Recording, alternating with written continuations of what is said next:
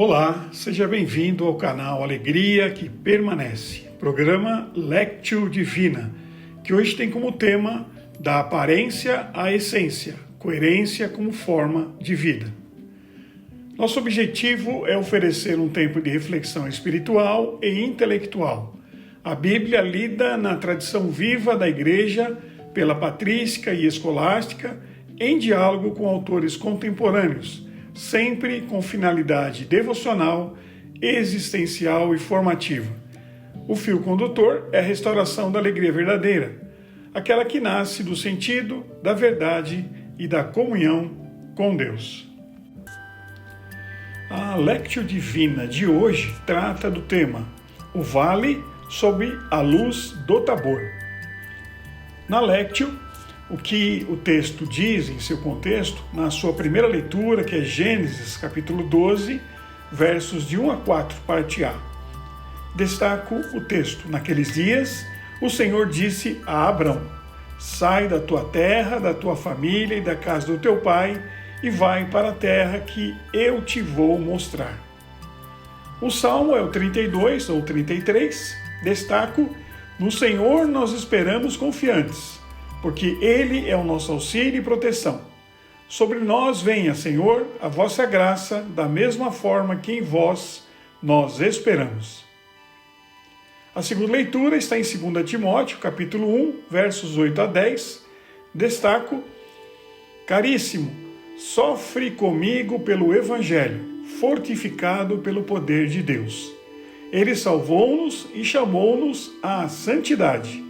Ele destruiu a morte e fez brilhar a vida e a imortalidade por meio do Evangelho. E o Evangelho é segundo Mateus, capítulo 17, versos 1 a 9. Destaco: e da nuvem uma voz dizia: este é o meu Filho amado, no qual eu pus todo o meu agrado. Escutai-o.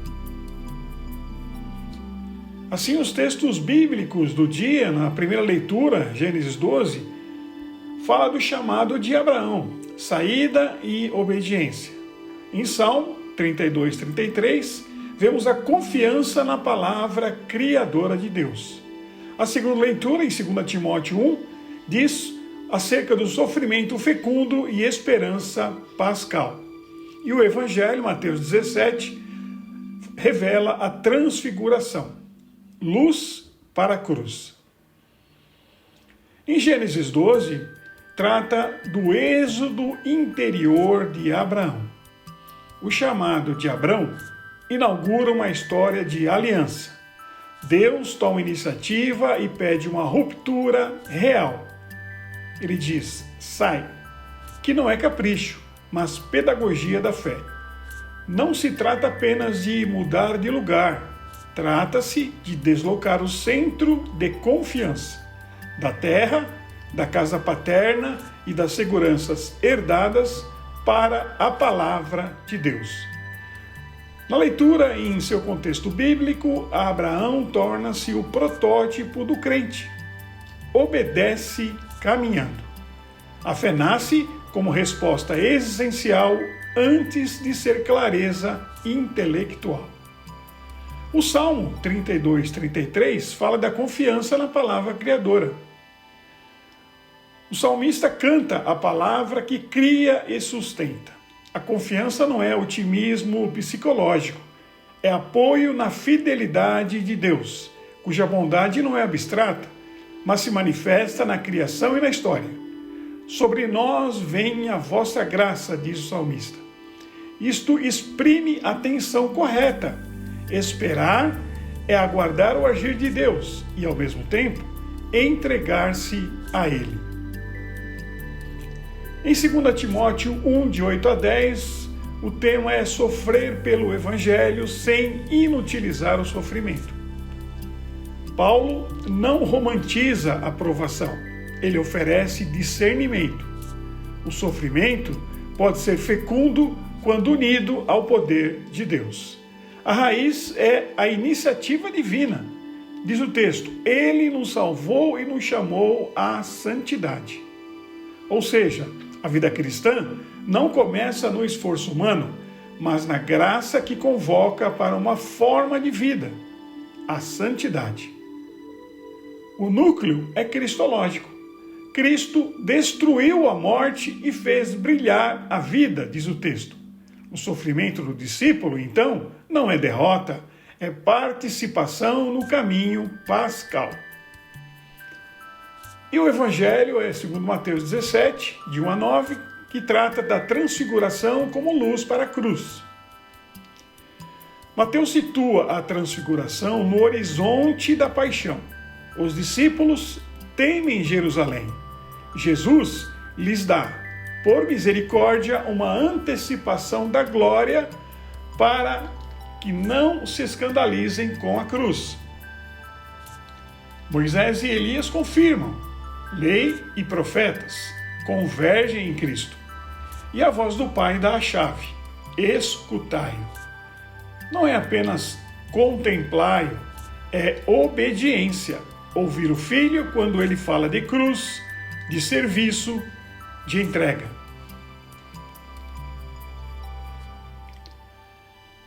Iniciamos a meditatio, meditação com uma palavra que toca a vida.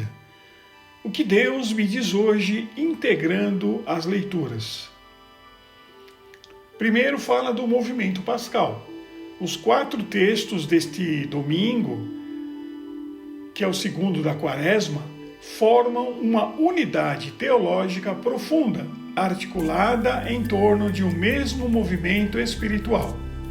A necessidade de sair para encontrar, de subir para descer, de morrer para ressuscitar. Este é o caminho pascal que estrutura toda a espiritualidade cristã. Abraão, o pai da fé, como protótipo do discípulo. A narração de Gênesis 12, de 1 a 4, na parte A, inaugura a história da salvação com um ato de radicalidade. Deus chama Abrão a deixar 3 realidades que constituem a identidade humana: terra, que fala da segurança geográfica, família, pertencimento social, e casa paterna, a continuidade histórica. Na leitura patrística, Santo Agostinho, nos sermões sobre o Cântico dos Cânticos, interpreta este chamado como arquétipo da conversão cristã. Abraão deixou a terra de sua origem para encontrar a pátria celestial. Assim deve fazer toda alma que deseja ver a Deus. Os padres da Igreja viram em Abraão não apenas um personagem histórico, mas o modelo existencial de todo crente. São João Crisóstomo, em suas homilias sobre Gênesis, enfatiza que Abraão não perguntou para onde ia. Sua obediência foi imediata e incondicional. Não disse qual a terra, não indagou como viverei, apenas obedeceu. Essa é a fé como resposta de amor que precede a compreensão. Na perspectiva escolástica, Santo Tomás de Aquino, na Suma Teológica, analisa a obediência de Abraão sob a categoria da virtude moral. Não se trata de submissão irracional, mas de alinhamento da vontade humana à vontade divina, que é sempre ratio suprema, no latim. A obediência de Abraão era livre e racional, pois reconhecia em Deus a fonte de toda a verdade e bem. São Bernardo de Claraval, em seus sermões sobre o Cântico dos Cânticos, sermão 23, aprofunda a dimensão afetiva desta saída. Ele diz: deixar a terra é deixar o coração terreno. Deixar a família é renunciar à aprovação humana. Deixar a casa do pai é sair de si mesmo. Para Bernardo, o caminho de Abraão é via purgativa por excelência. A purificação dos afetos desordenados que nos prendem às criaturas. A bênção prometida, diz o texto bíblico, far-te-ei uma grande nação. Não é recompensa pelo sacrifício, mas fruto da disponibilidade. Deus pode agir quando o homem se faz espaço para a sua graça. O Salmo 32 ou 33 trata da confiança fundamentada na criação. O salmista canta a palavra de Deus como princípio criador e sustentador. Diz o texto: os céus foram feitos pela palavra do Senhor, lá no verso 6. Esta confiança não é ingenuidade, mas resposta à fidelidade divina manifestada na história. A leitura patrística em Santo Atanásio, seu texto contra os arianos, utiliza este salmo para fundamentar a divindade do Verbo.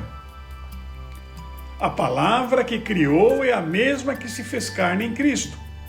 Os padres viram na criação o primeiro sacramento da presença de Deus, razão suficiente para confiar. São Basílio, na homília sobre o Salmo 33, interpreta a graça solicitada como auxílio divino para a vida virtuosa.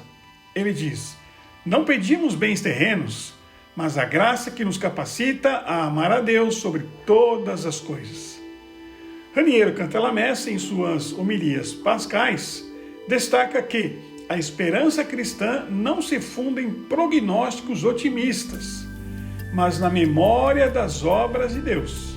Ele diz: o crente espera porque sabe, pela experiência da fé, que Deus é fiel. O salmista espera conforme esperam em Deus. A confiança é conformidade com a comunidade dos fiéis através dos tempos. Na segunda leitura, vemos Paulo que revela a Timóteo acerca do sofrimento como vocação. A segunda carta a Timóteo revela uma pastoral da provação. O jovem bispo desanima-se diante das dificuldades e Paulo responde com uma teologia do sofrimento cristão. Assim, na leitura escolástica, vemos Garrigou Lagrange, em As Três Idades da Vida Interior, que analisa o sofrimento como instrumento de purificação na via unitiva. As provações são meios que Deus utiliza para libertar a alma do amor próprio e uni-la mais intimamente a Cristo. O sofrimento não é buscado, mas, quando vem, torna-se oferta quando unido ao de Cristo. A expressão que diz o verso 8, fortificado pelo poder de Deus, indica que a resistência não é heroísmo humano, mas participação na força divina. Santo Tomás, na Suma Teológica, distingue a fortaleza humana, que é uma virtude cardinal, da fortaleza divina, que é dom do Espírito. Paulo invoca esta segunda, que capacita para o martírio interior. Raniero Cantalamessa, em A Vida de Cristo em Nós, aprofunda a expressão do texto bíblico sofre comigo pelo Evangelho. Ele diz: o sofrimento cristão não é solitário, é comunhão com Cristo, com os apóstolos, com toda a igreja. O comigo de Paulo é eclesial. O sofrimento do discípulo entra na economia da redenção, participando do completar que falta aos sofrimentos de Cristo, conforme vemos em Colossenses 1:24.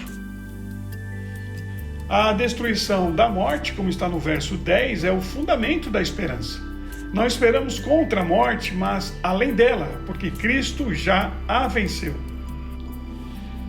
Esta é a esperança teologal em sua forma mais pura. Não desejo de felicidade, mas apego ao Deus que salva. O Evangelho trata da transfiguração, mistério de luz e obscuridade.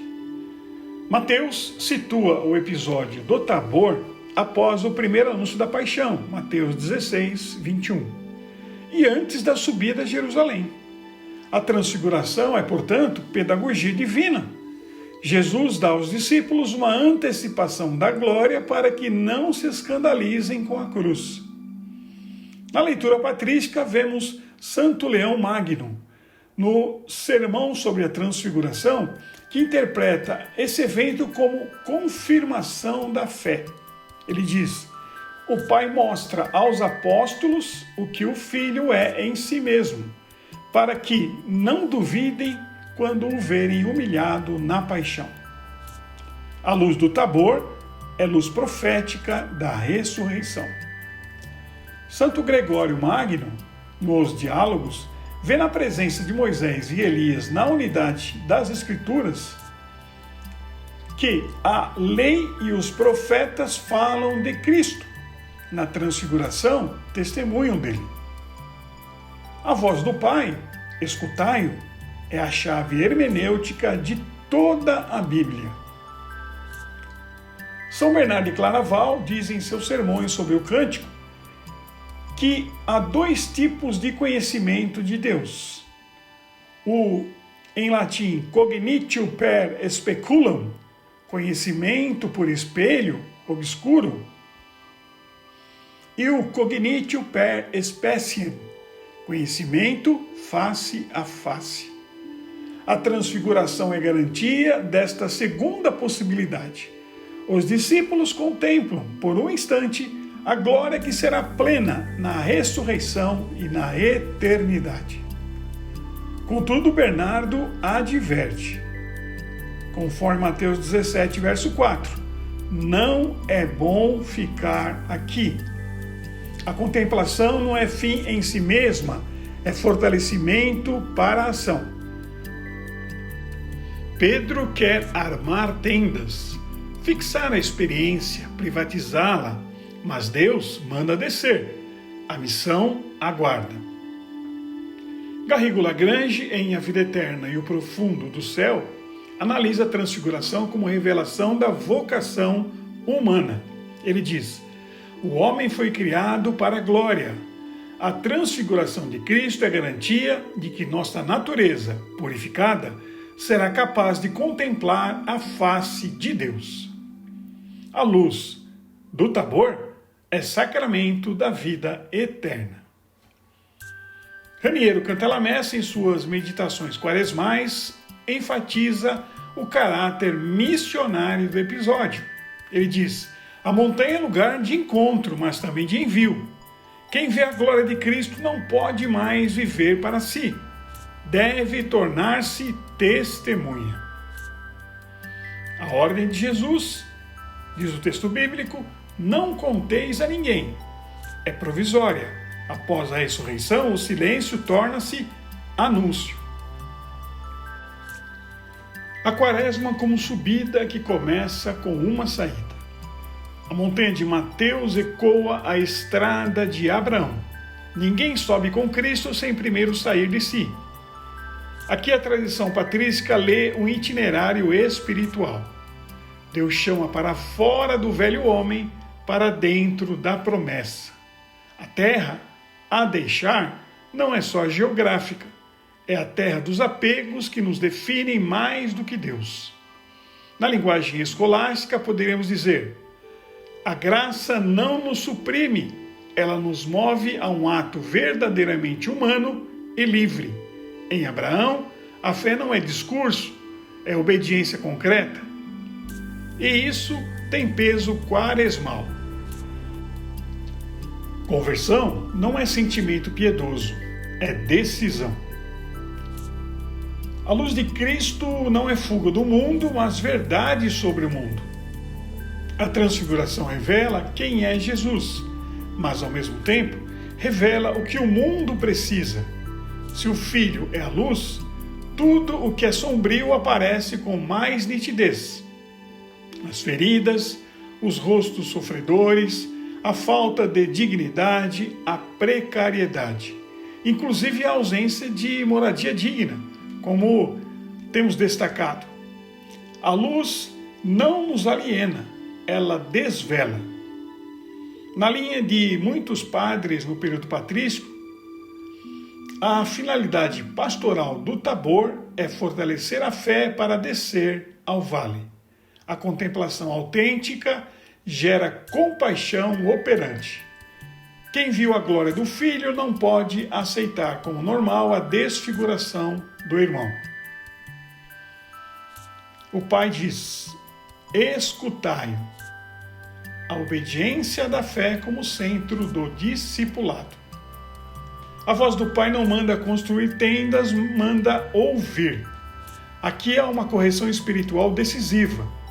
O discípulo tende a buscar experiências altas para permanecer em cima, mas Deus dá a luz para que aprendamos a obedecer no caminho.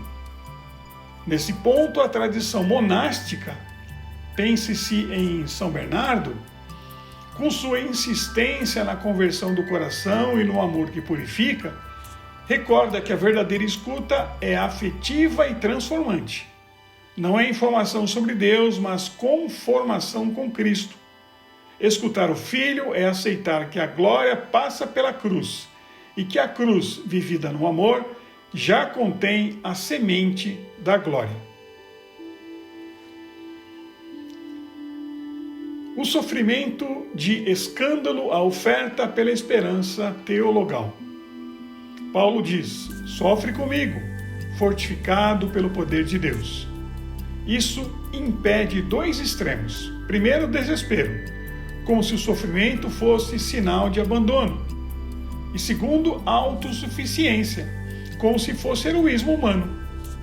A tradição teológica, particularmente a espiritualidade dominicana em Garrigou-Lagrange, lê a vida cristã como crescimento nas virtudes teologais, fé, esperança e amor, e como passagem por purificações que nos libertam do amor próprio.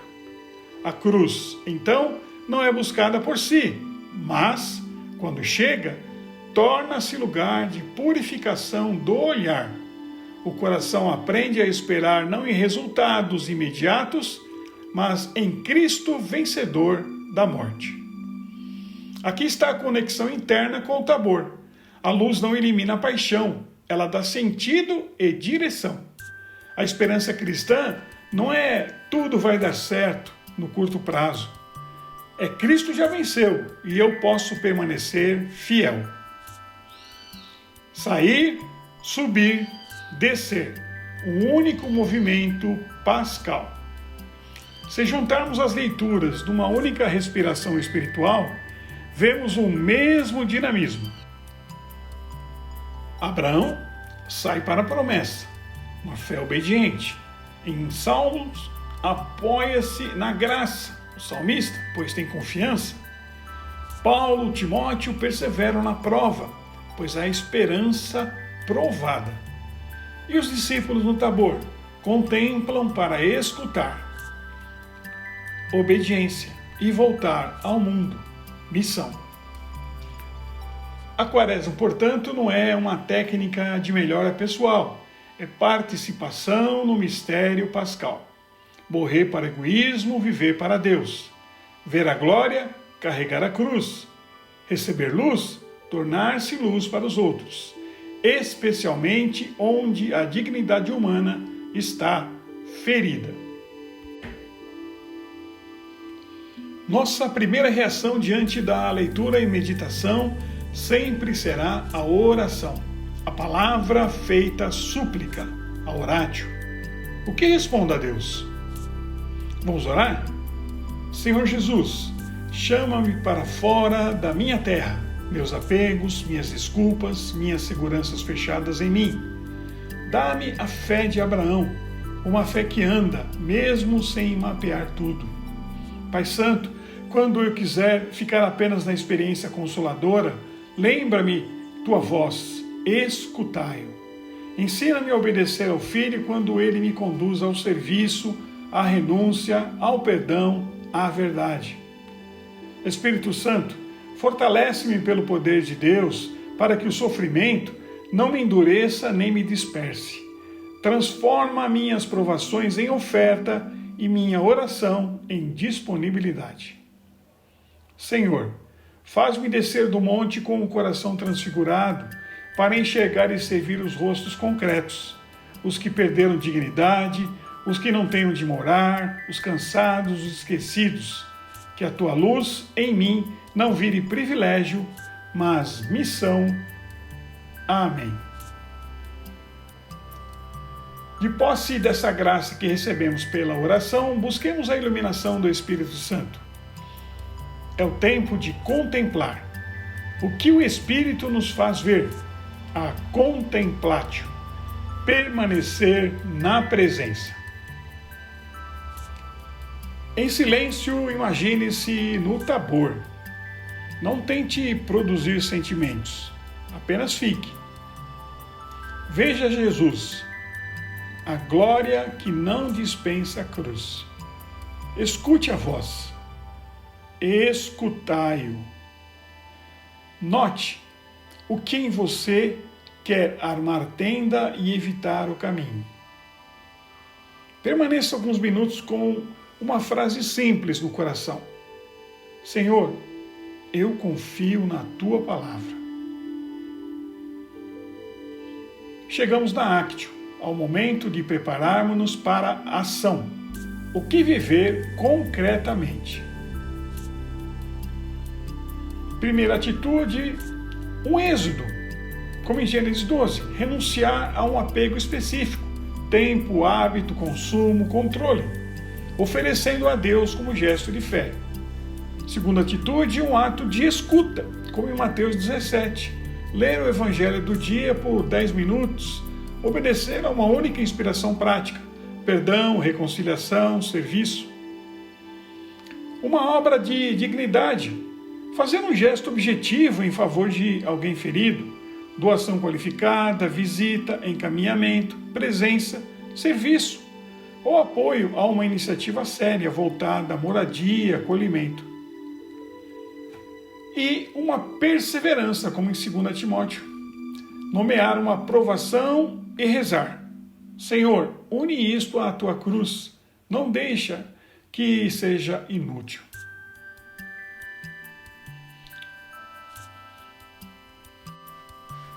Vamos ao eixo integrador, a pedagogia divina do amor. Os 4 textos deste segundo domingo da Quaresma revelam uma única pedagogia espiritual, que podemos sintetizar assim. Em sua dimensão, a ação de Deus, vemos Abraão, é chamado e recebe uma promessa. Em Salmo, vemos Deus criando e sustentando. Em Paulo e Timóteo, vemos o poder que salva e santifica. E na transfiguração, a ação de Deus que revela e glorifica. Nessa dimensão ainda com resposta humana a Abraão, nós vemos obediência sem reservas. No Salmo, confiança na palavra. Em Paulo e Timóteo, um sofrimento fecundo. Ainda como dimensão da resposta humana, nós vemos na transfiguração a contemplação e missão. Já na dimensão virtude teologal, Abraão em fé operante. No Salmo, é esperança fundamentada. Paulo e Timóteo, a caridade que persevera. E na transfiguração, a visão da glória de Deus em germe. E a dimensão da dinâmica espiritual. Abraão está em saída, Salmo, uma permanência na confiança, Paulo e Timóteo, uma resistência na prova, e na transfiguração, a subida para descer.